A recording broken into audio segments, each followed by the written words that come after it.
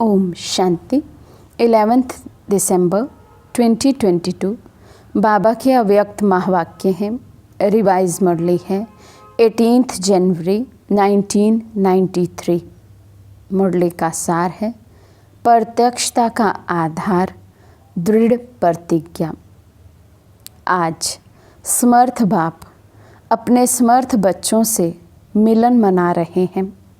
समर्थ बाप ने हर एक बच्चे को सर्व समर्थियों का खजाना अर्थात सर्व शक्तियों का खजाना ब्राह्मण जन्म होते ही जन्म सिद्ध अधिकार के रूप में दे दिया और हर एक ब्राह्मण आत्मा अपने इस अधिकार को प्राप्त कर स्वयं संपन्न बन औरों को भी संपन्न बना रही है।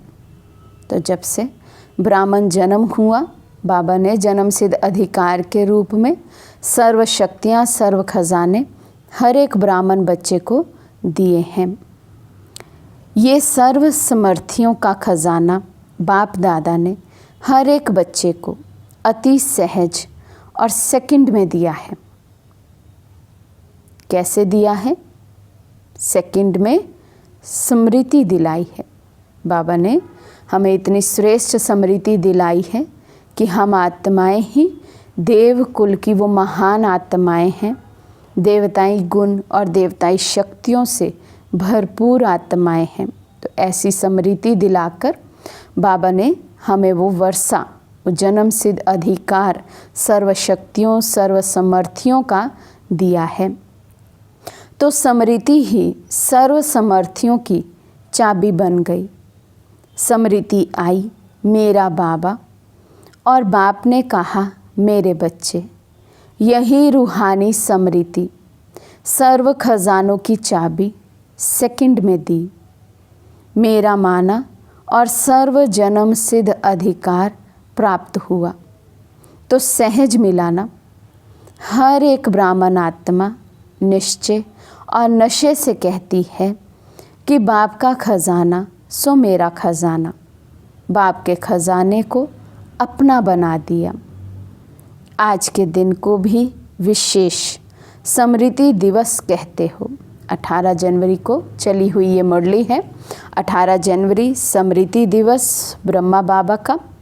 तो बाबा कहते आज के दिन को भी विशेष स्मृति दिवस का ही नाम दिया है। ये स्मृति दिवस बच्चों को सर्व समर्थी देने का दिवस है। वैसे तो ब्राह्मण जन्म का दिवस ही समर्थियाँ प्राप्त करने का दिन है, लेकिन आज के स्मृति दिवस का विशेष महत्व है। वे क्या महत्व है? आज के स्मृति दिवस पर विशेष ब्रह्मा बाप ने अपने आप को अव्यक्त बनाए व्यक्त साकार रूप में विशेष बच्चों को विश्व के आगे प्रत्यक्ष करने की विशेष विल पावर विल की। जैसे आदि में अपने को सर्व संबंध और संपत्ति को सेवा अर्थ शक्तियों के आगे विल किया, ऐसे आज के स्मृति दिवस पर ब्रह्मा बाप ने साकार दुनिया में साकार रूप द्वारा विश्व सेवा के निमित्त शक्ति सेना को अपना साकार रूप का पाठ बजाने की सर्व विल पावर्स बच्चों को विल की। जैसे कि हम सब जानते हैं, जब ब्रह्मा बाबा अव्यक्त हुए तो बाबा ने दादी का हाथ अपने हाथ में लेकर दादी को अपनी सर्व शक्तियाँ विल की। तो बाबा वही बात हमें याद दिला रहे हैं कि 18 जनवरी क्यों है स्मृति दिवस? क्योंकि इस समय विशेष है ये दिन, क्योंकि इसी दिन पर बाबा ने अपनी सर्व शक्तियाँ सर्व अधिकार शक्ति सेना को विल किए थे। बाबा ने स्वयं को छुपाकर अव्यक्त करके हम बच्चों को प्रत्यक्ष किया था। तो बाबा कहते स्वयं अव्यक्त गुप्त रूपधारी बने और बच्चों को व्यक्त रूप में विश्व कल्याण के प्रति निमित्त बनाया, अर्थात साकार रूप में सेवा के विल पावर्स की विल की इसलिए इस दिन को स्मृति दिवस व समर्थी दिवस कहते हैं। बच्चों को बाबा ने समर्थ बनाया, इसलिए स्मृति दिवस कहा जाता है।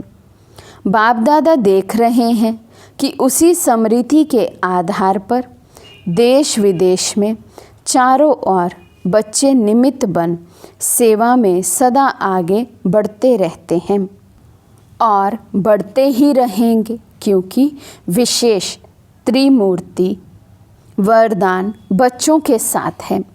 शिव बाबा का तो है ही, लेकिन साथ में भाग्य विधाता ब्रह्मा बाप का भी वरदान है। साथ में जगत अम्बा सरस्वती माँ का भी मधुर वाणी का वरदान है। इसलिए त्रिमूर्ति वरदानों से सहज सफलता का अधिकार अनुभव कर रहे हो। बाबा ने त्रिमूर्ति वरदान की याद दिलाई।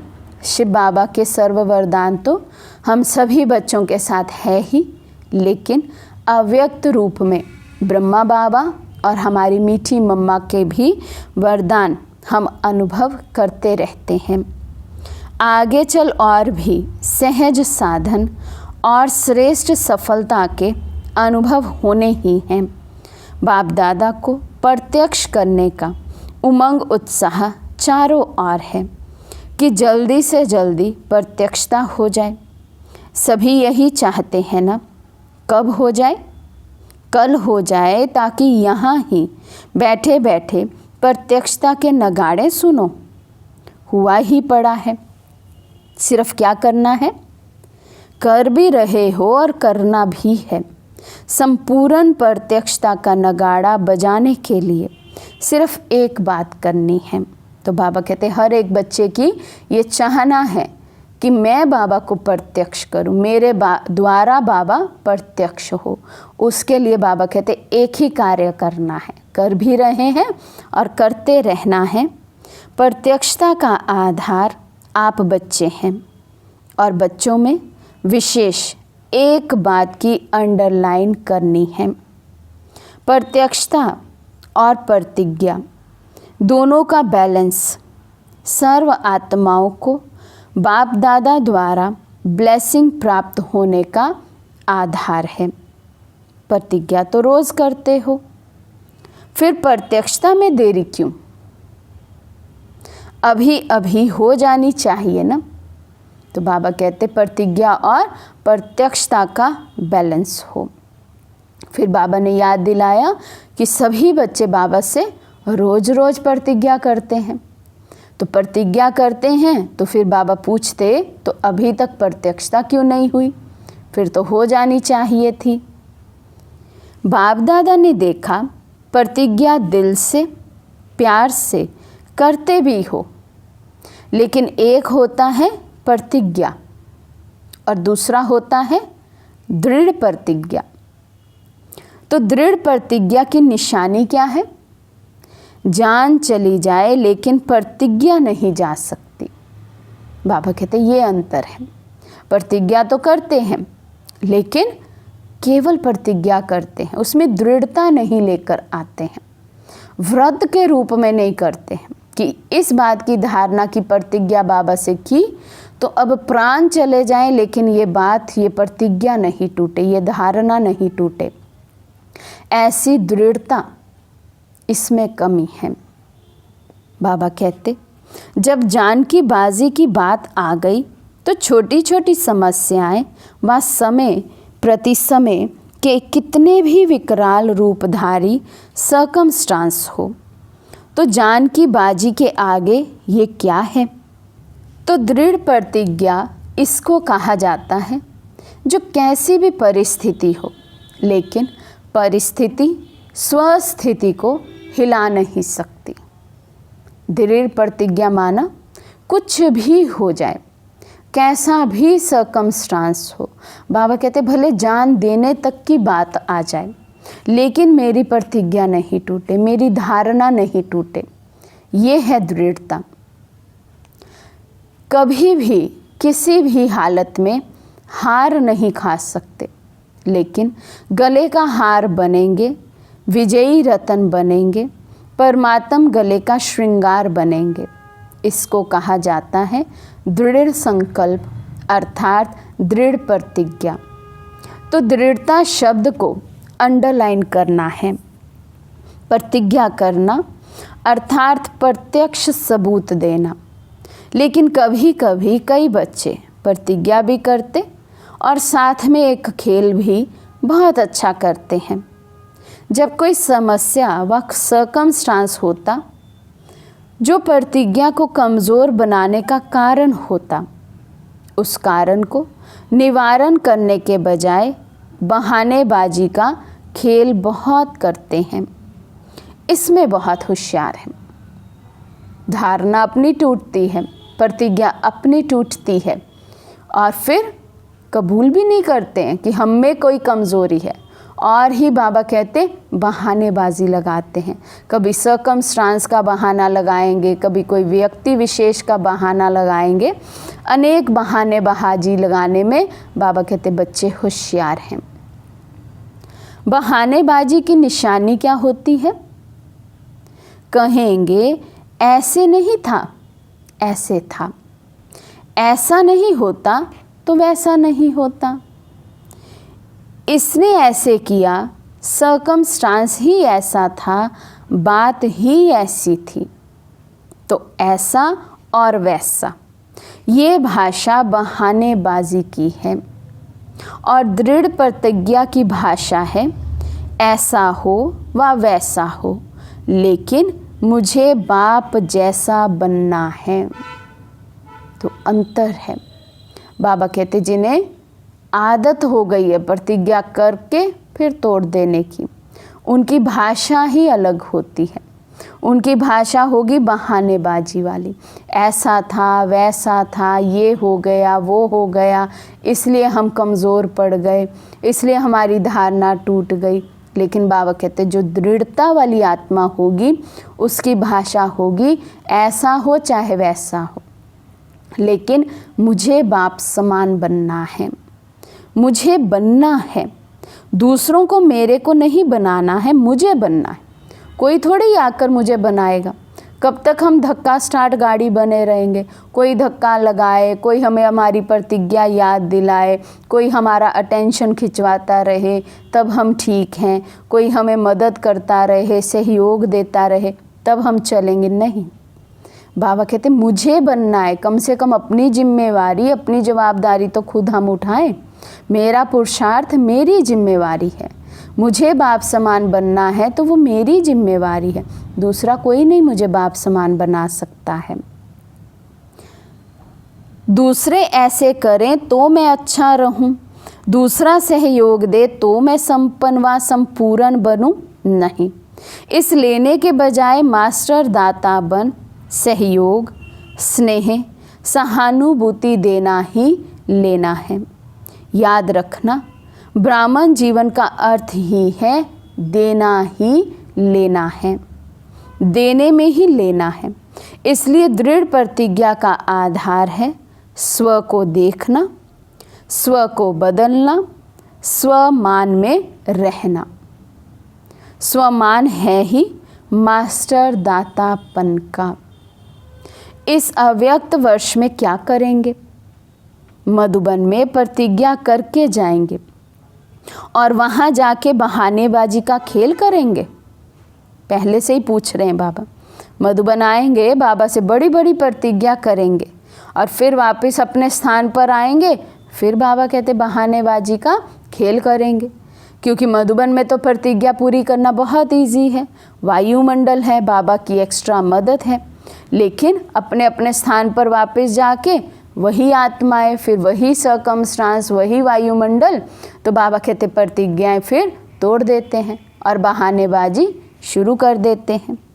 प्रतिज्ञा दृढ़ होने के बजाय कमज़ोर होने का व प्रतिज्ञा में लूज होने का एक ही मूल कारण है। जैसे कितनी भी बड़ी मशीनरी हो, लेकिन एक छोटा सा स्क्रू भी लूज हो जाता है तो सारी मशीन को बेकार कर देता है। ऐसे प्रतिज्ञा को पूरा करने के लिए प्लान बहुत अच्छे अच्छे बनाते हो, पुरुषार्थ भी बहुत करते रहते हो, लेकिन पुरुषार्थ व प्लान को कमज़ोर करने का स्क्रू एक ही है। क्या स्क्रू है? अलबेलापन। वे भिन्न भिन्न रूप में आता है और सदा नए नए रूप में आता है, पुराने रूप में नहीं आता है। पुराने में आएगा फिर तो हम पहचान लेंगे ना कि पहले भी इस रूप में आया था, हमने हार खा ली थी, हमारी प्रतिज्ञा टूट गई थी, इसलिए बाबा कहते वे भी नए नए रूप में आता है। तो इस अलबेलेपन के लूज स्क्रू को टाइट करो। ये तो होता ही है, नहीं, बाबा कहते हैं ऐसा नहीं सोचो ये तो होता ही है, इतना तो चलता ही है, ये तो करना ही पड़ता है, नहीं, ये अलबेलापन है। होना ही है, चलता ही है, होता ही है, ये अलबेलापन है। हो जाएगा, देख लेना, विश्वास करो, दादी दीदी मेरे ऊपर एतबार करो, हो जाएगा। समय आने पर हम संपूर्ण बन जाएंगे। आप देखना, हम आपको बदल कर दिखाएंगे, हम अपनी प्रतिज्ञा पूरी करके दिखाएंगे। तो बाबा कहते दूसरों को ही आश्वासन दिलाते रहते हैं। ये है अलबेलापन। जिसको करना है बाबा कहते वो कहेगा नहीं, करके दिखाएगा। नहीं, बाप जैसा बनना ही है, अभी अभी बनना है।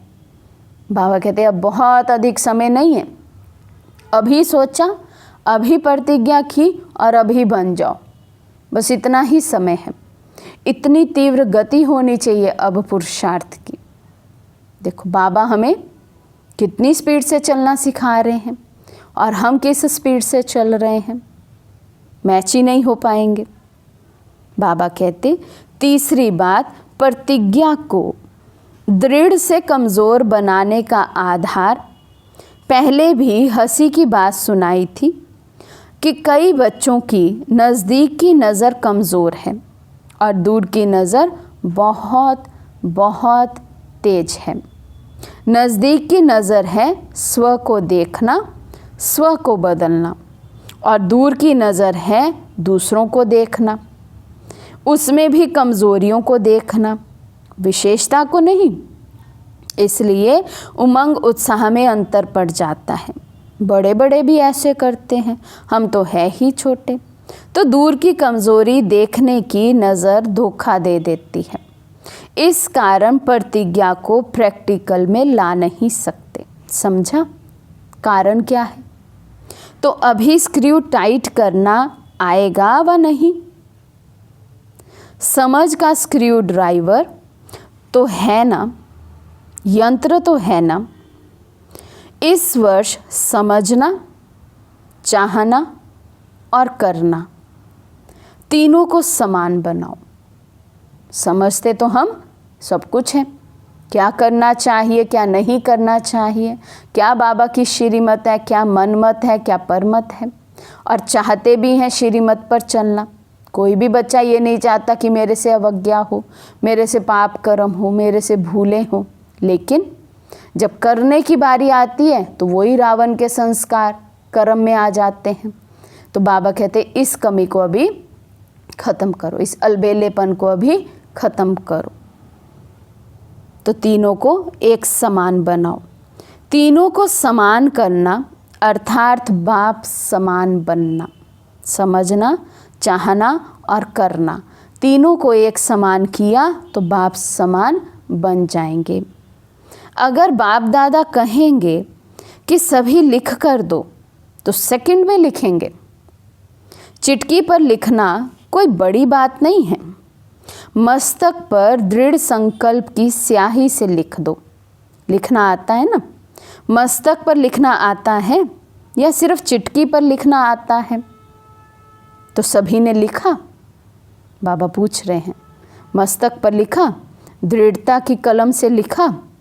बाबा पूछते पक्का? पक्की रीति लिखा है?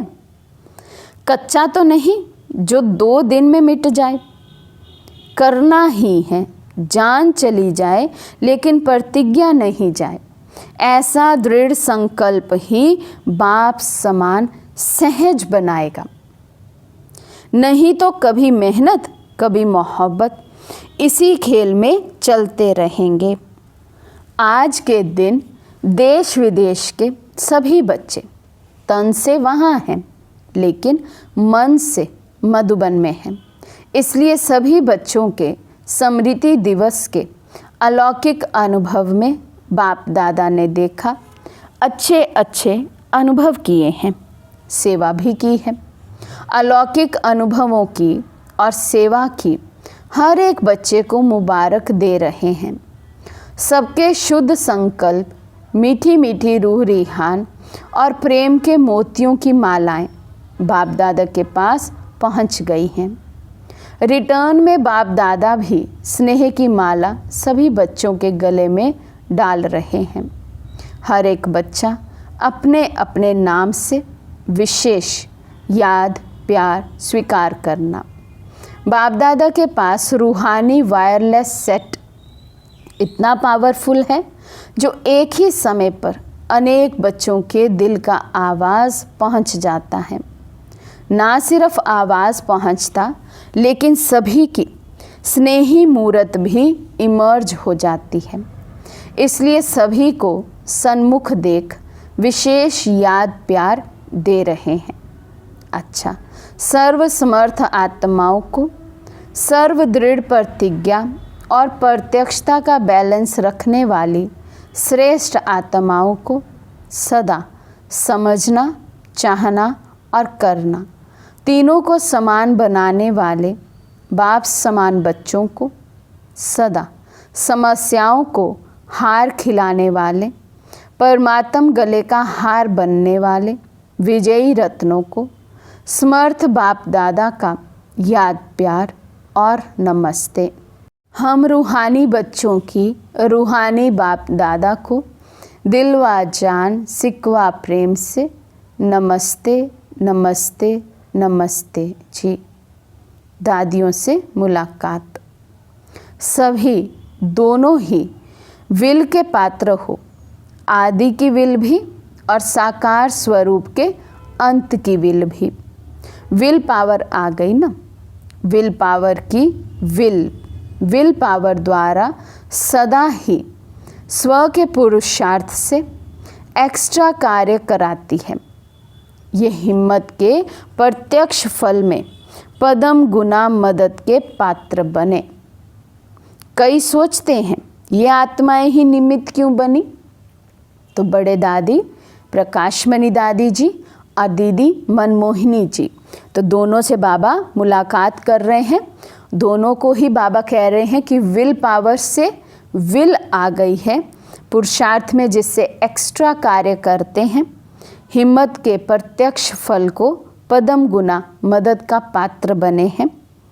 तो इसका रहस्य है कि विशेष समय पर विशेष हिम्मत रखने का प्रत्यक्ष फल सदा का फल बन गया। इसलिए गाया हुआ है, एक कदम हिम्मत का और पदम कदम बाप की मदद के। इसलिए सदा सब बातों को पार करने की विल पावर विल के रूप में प्राप्त हुई। ऐसे है ना, आप सभी भी साथी हो, अच्छा साथ निभा रही हो। निभाने वालों को बाप भी अपना हर समय सहयोग का वायदा निभाते हैं। भले निमित्त कोई भी हो, लेकिन साथ में साथी सहयोगी बनने वाले, वो भी अच्छे साथी सहयोगी, समय पर सहयोग देने वाले जो भी हों, उनको भी बाबा कहते। बाबा भी अपने समय पर उनको सहयोग देने का वायदा पूरा करते हैं। तो ये सारा ग्रुप निभाने वालों का है। सभा से पूछते हुए बाबा ने कहा, आप सभी भी निभाने वाले हो ना, या सिर्फ प्रीत करने वाले हो? करने वाले अनेक होते हैं और निभाने वाले कोई कोई होते हैं। तो आप सभी किस में हो? तो हम सब अपने आप को चेक करें।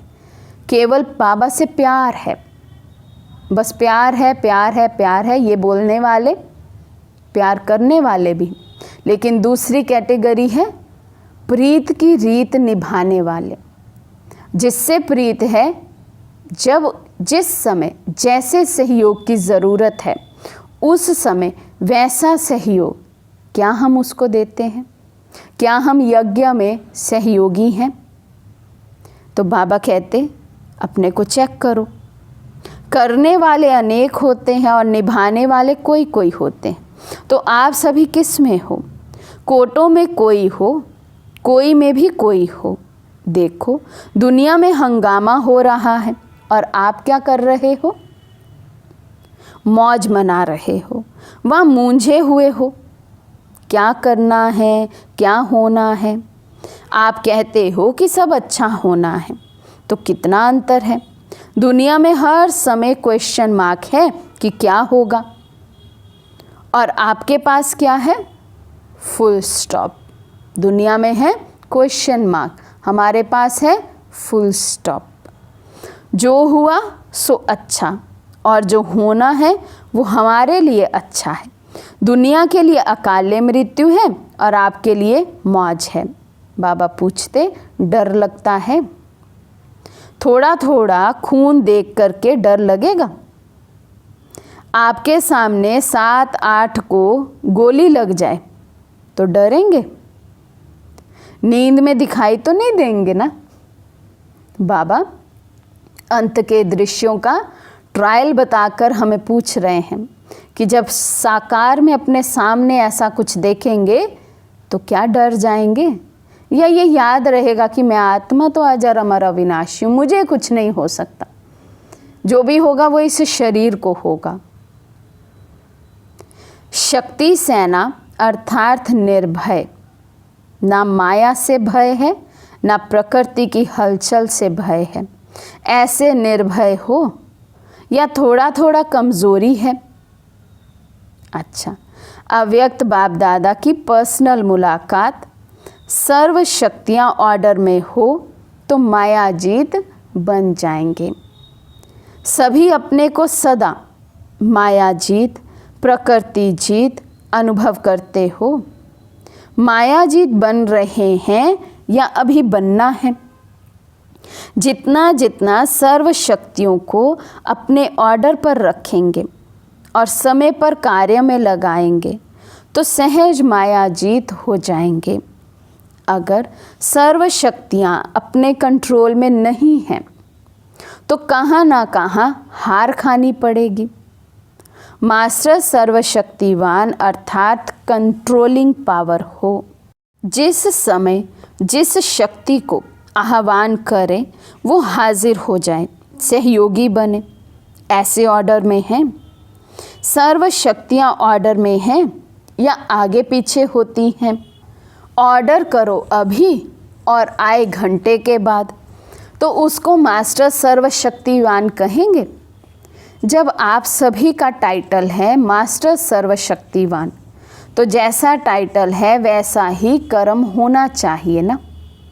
है मास्टर और शक्ति समय पर काम में नहीं आए तो कमज़ोर कहेंगे या मास्टर कहेंगे?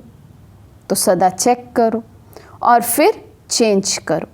कौन कौन सी शक्ति समय पर कार्य में लग सकती है और कौन सी शक्ति समय पर धोखा देती है। तो बाबा कहते हम टाइटल स्वयं को देते हैं, मैं मास्टर सर्वशक्तिवान हूँ, और जब शक्तियों की ज़रूरत हो, शक्तियों को ऑर्डर करें तो उसी समय वे हाजिर नहीं हो तो फिर कौन हमें कहेगा कि ये मास्टर सर्वशक्तिवान है।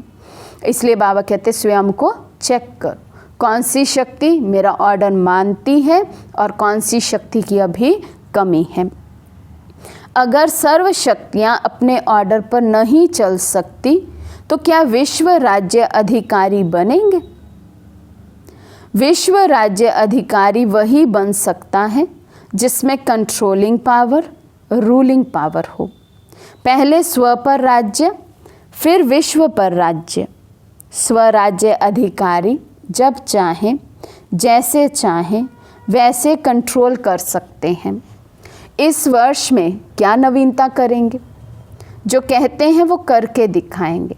कहना और करना दोनों समान हो।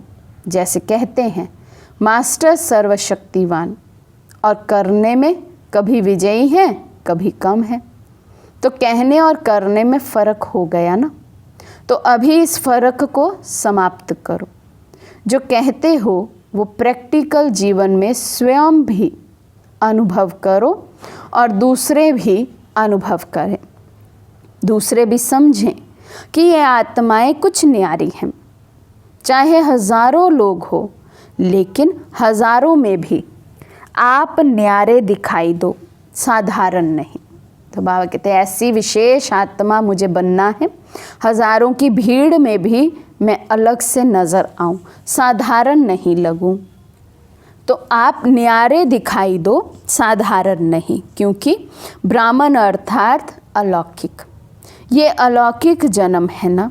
तो ब्राह्मण जीवन अर्थात अलौकिक जीवन, साधारण जीवन नहीं। ऐसे अनुभव करते हो। लोग समझते हैं कि ये न्यारे हैं, या समझते हैं जैसे हम हैं वैसे ये हैं। न्यारे बनने की निशानी है, जितना न्यारे बनेंगे उतना सर्व के प्यारे बनेंगे। जैसे बाप सबसे न्यारा है और सबका प्यारा है, तो न्यारापन प्यारा बना देता है। जितना अपनी देह से न्यारे होंगे उतना इस देह की दुनिया से न्यारे होंगे, और जितने न्यारे होंगे उतने ही बाबा कहते सर्व के प्यारे बन जाएंगे।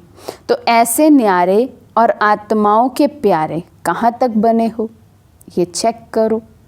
लौकिक जीवन में भी अलौकिकता का अनुभव कराओ।